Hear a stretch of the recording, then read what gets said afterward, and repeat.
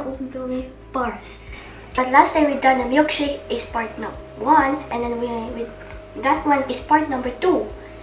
And mom is gonna watch the mom when he's making and with the video.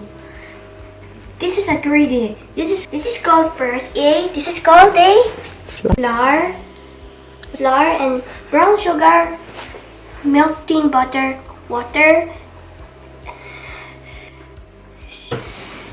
baking powder, and then salt.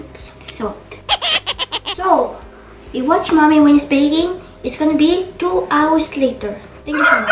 Okay, and then Start mixing.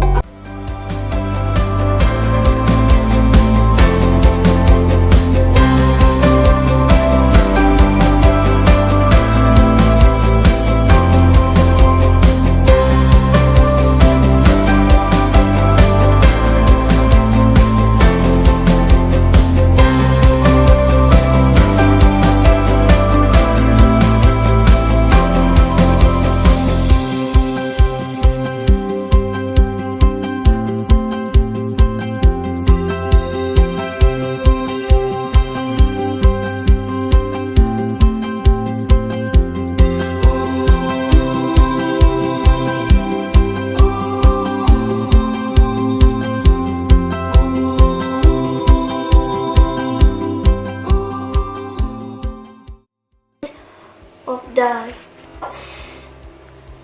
for the milk, and then coconut, brown sugar, and then OB.